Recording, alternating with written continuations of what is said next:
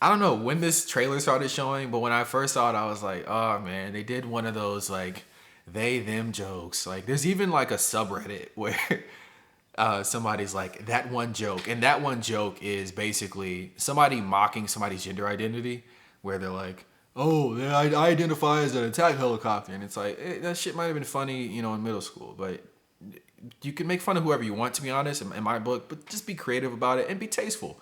And that shit's just lazy. Okay, that joke is in this movie. It doesn't land as much as other jokes do, but it's like funny enough to some crowds, so I get it. But I was like, this movie might be kind of annoying. It might be one of those like both sides are bad. Both sides are kind of ridiculous, bro. And that is true that this movie is that. I do think that if you look at our current political landscape and see those with power, resources, etc., one side is clearly way more ridiculous than the other side is seeking to be. One side is trying to get people health care and labor protections and give women the right to choose.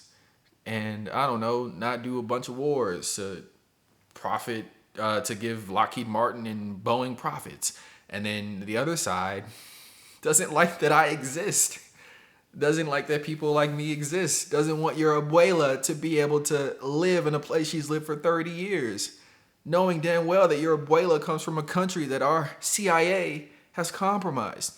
Anyway, this movie does poke fun at everybody, but I don't find it to be like uber moderate or right wing coded. It's just kind of like, I mean, some far leftist groups are on some weird shit. Real quick, story time. I don't know much about this story. It's not going to be great. But Operation Move was this operation that the Philadelphia Police Department had where they essentially they took a helicopter and dropped explosives on this particular house in Philly in the 80s. And they let that house burn and neighboring houses burn because they were trying to get at this group called Move. Move was like this black national group, but they were like a nuisance to the local community. I can get with the black national group. I wouldn't, be part of it, but like I'm black, by the way. I am. Me no black, me Dominican, but not black. I'm not Dominican either. I don't want to be Dominican. I'm just whatever the fuck I am, and that's cool. Anyway, the point is that this operation ends with the police essentially bombing a home and letting the fire spread to neighboring homes, all to attack this black radical group. The group was not great to the members. Very fringe, like niche group that was fucking up. But the point is that groups like that exist, but like what the police do to respond to them is insane sometimes. Insane. In this movie, the police response to what is essentially a leftist group, terrorist group, is insane. And now let's talk about the movie. Okay, so here's my synopsis. A far left organization finds themselves in the crosshairs of a crazed military officer. Years after the organization is systematically dismantled by the officer, he returns to tie up loose ends. I go on to say, this is easily my favorite movie of the year. It's stuffed with action, thrills, humor, and timely political commentary. It mocks the absurdity of white supremacists while acknowledging both their prominence in law enforcement and influence in conspiracies. It explores the ugly and messy downfalls of French leftist groups. Other topics include protests, immigration, and hilariously enough, jungle fever. Jungle fever is this like idea, this urge that some people have to like be in interracial relationships in like a super fetishy way. My favorite use of the phrase jungle fever comes from a Nas song called Halftime. Halftime is a great song. It's from the album Illmatic, came out in 1994. Nas is like, you won't catch me on the streets without a ton of reefer. That's like Malcolm X catching a jungle fever. King Poetic, too much flavor, I made ya. Atlanta ain't braver, I pull a number like a pager. Great bar, great rapper. Hey Nas, how are you? Yeah, okay, so Jungle Fever is a huge part of this story. I don't want to say much about this story, but the trailer looks wonderful and the movie executes like the energy of the trailer, but it weaves so many different plot points together that you might find it impossible if you were like counting how many plots are explored through this movie. You're like, how are they going to tie this up in a pretty bow? Somehow they do. I mean, this movie starts off like super sexual and raunchy, and honestly, I wasn't really into it. I was like, oh, this is gonna be disappointing, and then it quickly connects to like this exploration of this leftist terrorist group. Would I refer to them as a terrorist group? I don't want to answer. I don't want in this political comment. I don't want to answer, but the government and the news would call them a terrorist group.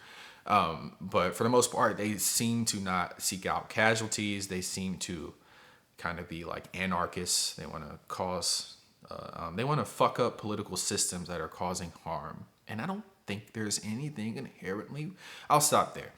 But essentially, once we like latch ourselves onto this group, and the group is like dismantled through different means, and we revisit the group, the movie just continues going down different paths that are insane, entertaining, and like timely, like I said, timely commentary on the times that we live in.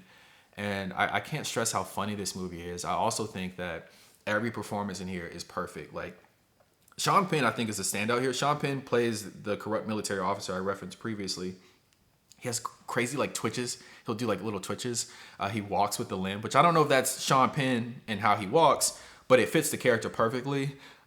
He wears super tight shirts. At one point, a character comments on how tight her shirt is, and the whole theater cackled. I don't know. There's just so much in here I love. The camera work is beautiful. There's like not a car chase necessarily, but there's like a getaway earlier in the movie, and the camera follows the action perfectly. There's not like a ton of cuts. And at some point, you know, when you press your PlayStation controller and you want to get the view where you're like looking through the windshield, you don't see the car in the video game. There's like that camera angle. Then you see the car. It just like does a lot to mix itself up. There's some licensed music in here. I don't think I recognize any of it, but the songs have me nodding along. And there's also like a score here. The score is kind of like not chaotic, but it doesn't always feel like as grand as the movie is, but I like that. For example, there's a portion of the movie where there's like this, pardon me, there's like this piano loop, and it occurs for like 10 minutes. And I'm like, I like this piano loop. But if you don't like this piano loop, you're kind of like, what is this? Like, this is some cheap shit for this movie. But I liked it. I liked it a lot. I like the movie. I love this movie. I love Westerns. This is like a neo-Western. You're out in what I assume is Mexico. You're either Mexico, California, some sort of border town situation.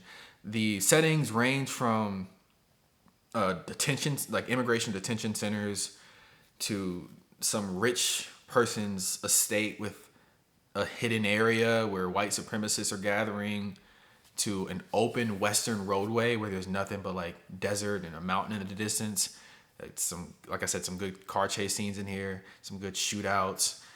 This movie really has it all for a person like me, and I saw it in IMAX, and I do encourage you, because I feel like the scale and the aspect ratio of IMAX really like lets the open air scenes breathe. Like you feel when there's a chase happening in like a remote desert area, you feel the tension building, because you see how like, I'm not gonna say too much, but you see how like, oh man, like, I don't know if who we're rooting for is gonna get what we want from this, and I hope they do.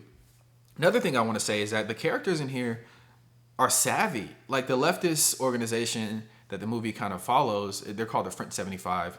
I try to Google it. I don't think that's a real thing. I think it's a cocktail apparently. I don't think it's an actual real thing. Anyway, maybe it is. Actually, let me confirm that. Either way, though, the characters are very savvy. So there are times where you're like, well, how do they find themselves, and how do they get out of the situation that they found themselves in? And there's a network of other assets from the organization that will help people get to certain places. There's code names. There's answers you have to provide before you're able to get more information about certain people or resources. And it's just this cool underground leftist network. And yeah, I really like this movie. I really like this movie. And I have nothing else to say. It's a 10 out of 10. 10 out of 10. It doesn't seem like the French 75 is a real thing. Leonardo DiCaprio is great. Sean Penn is great. The actress, I have not seen her before, actually. The light-skinned actress that plays, I'm not going to say anymore. Great movie, 10 out of 10. Please go see it. Please. Thank you.